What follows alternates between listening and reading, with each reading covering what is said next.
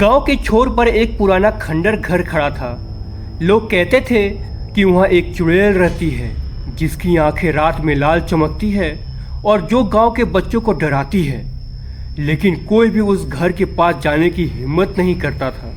एक दिन गांव की एक छोटी लड़की रिया अपने घर के पास खेल रही थी। उसकी जिज्ञासा ने उसे उस पुराने घर की ओर खींच लाया। घर के भीतर अंधेरा था और दीवारों पर अजीब अजीब निशान बने हुए थे। तभी अचानक से हवा में एक ठंडी सरसराहट हुई और रिया ने महसूस किया कि कोई उसे देख रहा है। रिया ने जैसे ही पीछे मुड़कर देखा तो उसकी आंखों के सामने एक डरावनी चुड़ैल खड़ी थी। उसके लाल चमकती आंखों ने रिया को जकड़ लिया। रिया डर गई। वह पीछे हटना चाहती थी मगर उसके कदम नहीं बढ़ रहे थे। तभी चुड़ैल ने धीमे स्वर में कहा, कौन है जो मेरी नींद में बाधा डाल रहा है? रिया का दिल धड़कता हुआ। वह चीखना चाहती थी पर आवाज उसकी गले में ही फंस गई। उसने देखा कि चुड़ैल धीरे धीरे उसके पास बढ़ रही है, लेकिन चुड़ैल के चेहरे पर कुछ अजीब सा दर्द था।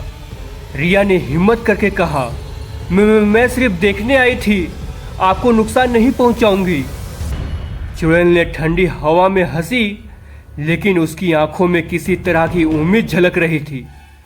रिया को पहली बार एहसास हुआ कि यह चुड़ैल सिर्फ डराने के लिए नहीं बल्कि किसी पुराने दुख के कारण अकेली और क्रूर हो गई थी।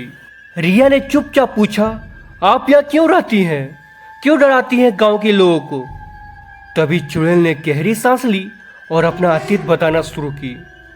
कई साल पहले मैं भी गांव की एक साधारण महिला थी, लेकिन लोग मेरी सच्चाई और अच्छाई को नहीं समझ पाए। एक झूठे आरोप में मुझे गांव से निकाल दिया गया और मेरा परिवार बिखर गया। गुस्से और दर्द के कारण मैंने अपनी खुद की जान ले ली। तब से मेरी आत्मा हरी हो गई और अब मैं चुड़ैल बनकर गांव में ही रह रही हूँ। रिया ने कहा, तो आप अकेली हैं, दुखी हैं, लेकिन क्या डराना सही है? चुड़ैल की आंखों में हल्की नमी आई। रिया ने चतुराई दिखाई और कहा, अगर आप गांव के बच्चों और लोगों को नहीं नुकसान पहुंचाओगी तो मैं आपकी मदद कर सकती हूं। हम सब मिलकर आपको शांति दिला सकते हैं। चुड़ैल ने धीरे धीरे सिर हिलाया। उसने रिया को देखा और पहली बार उसे किसी इंसान में सहानुभूति नजर आई, लेकिन उसे डर था कि गांव वाले फिर उसे मार न दे। रिया ने सोचा कि गांव वालों को अब समझाना ही होगा कि अब बदला नहीं लेना चाहती है चुड़ैल। अगले दिन रिया ने गांव वालों से बात की। उसने चुड़ैल के अतीत और उसकी पीड़ा के बारे में सबको बताया। पहले तो लोग विश्वास नहीं कर रहे थे, लेकिन रिया की सच्चाई और साहस ने उसके दिल को छू लिया। तभी चुड़ैल ने गांव के बीचों बीच प्रकट होकर अपनी आवाज उठाई, मैं अब कोई नुकसान नहीं पहुंचाऊंगी, मैं सिर्फ शांति चाहती हूँ।